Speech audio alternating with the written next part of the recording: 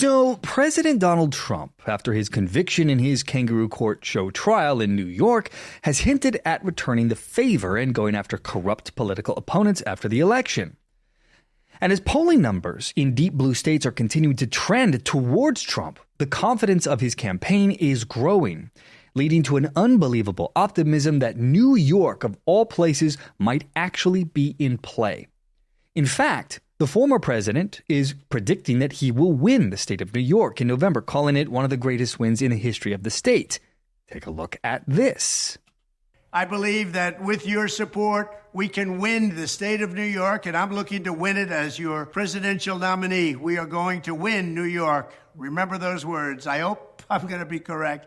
If I am, the election is over. There's tremendous discontent in New York with hundreds of thousands of illegal immigrants taking over your schools and your playgrounds, and the crime that's happening in the city of New York and the state of New York, the lack of supervision, the lack of control, the lack of leadership.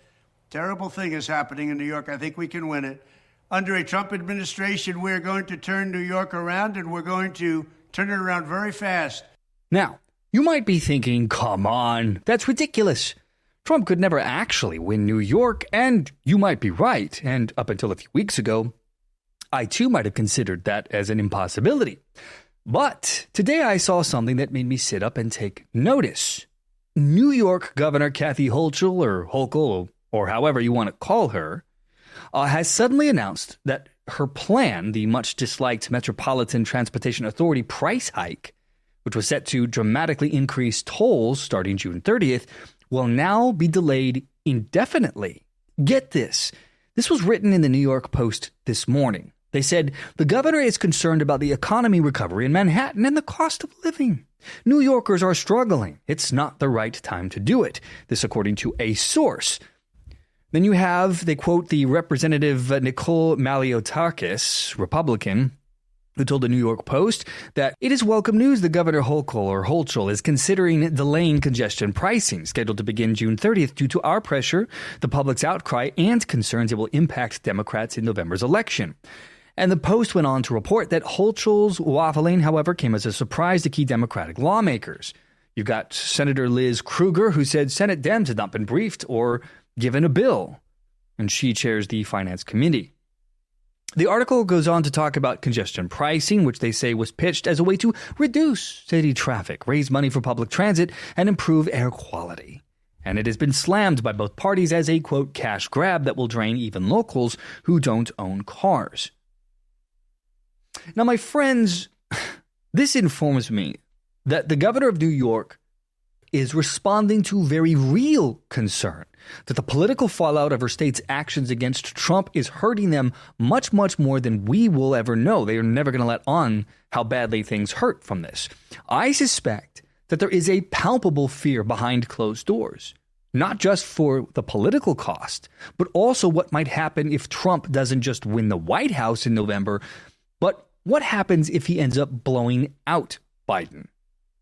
There are already stories cropping up asking this very question. You've got an article like this one from The Hill, which posed the question, could Trump beat Biden in a blowout? And they quote a GOP strategist, Ron Bonjean, who said this. He said, this could really tighten up to be a very close election, or Trump could continue to surge and Biden can continue to hemorrhage. Right now, he said, we're definitely at an inflection point where it could go either way.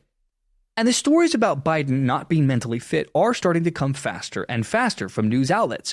So despite what you might be hearing from elected Democrats and many in the mainstream media, it does feel like we are at this strange inflection point. And because of this, the growing fear and the outrageous actions that the radical left has taken in their attempt to destroy Trump, they're beginning to realize that this could come back to bite them. Trump might actually do something about it, and he might eventually have the power to take action, which is then going to take me to our story for today. This is from The Hill, written by Brett Samuels, and it's titled, Trump Suggests Political Opponents Could Face Prosecution. Brett writes that former President Trump suggested Tuesday that it was very possible that Democrats could face prosecution down the road following his own historic conviction in the New York criminal hush money trial. Trump, in an interview with Newsmax, floated the idea that his prosecution could open the door to political opponents being targeted, echoing comments that he has made since he was charged with dozens of criminal counts across multiple jurisdictions. Trump, the presumptive GOP nominee for November, said in an interview that, does this mean that the next president does it to them? That's really the question. And wouldn't it be really bad, like, as an example, Hillary with the hammering of her cell phones and all of the things that she did? But wouldn't it be terrible to throw the president's wife and the former Secretary of State, you think of it, the former Secretary of State, but the president's wife into jail? Wouldn't that be a terrible thing? But they want to do it. So, it's a terrible, terrible path that they're leading us to, and it's very possible that it's going to have to happen to them. That is classic Trump for you. Now, Trump, following the verdict, claimed his legal problems have been orchestrated by President Biden and his people. Although Brett reassures the audience reading his article that there is no evidence that the White House played a role in the case that was brought by the state of New York. And Attorney General Merrick Garland called such rhetoric dangerous.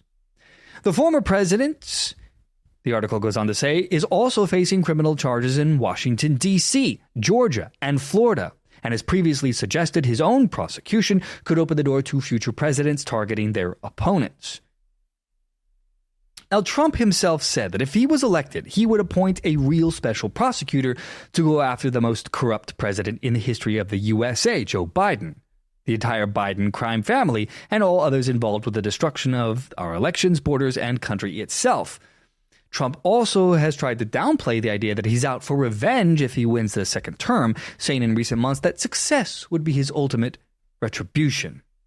Trump in 2016 forgave Hillary Clinton and did not pursue her, most likely because he probably thought at the time that the political acrimony that he was facing was just that, part of the political game, and that once the election cycle was over, they would all just sing Kumbaya and come together and make stuff happen. However, after everything he has experienced and gone through, and the fact that they are intent at not just hurting him, but destroying his family, his legacy, and anyone connected to him, the Donald Trump of 2024 is very different than what we knew 8 years ago. And I suspect that the radical left has begun to realize that they may have created a monster here that will someday come for them. I believe that as we get closer and closer to November, if polling data does not improve or gets worse for Biden, you're going to see a freak out like you've never seen across the media and elected officials from the Democratic Party. It's going to intensify to a level that we have never seen before. So get ready for some chaos, my friends. It's going to be a wild ride. From the To Be Frank Show, thanks for watching. I'll see you all in the next episode.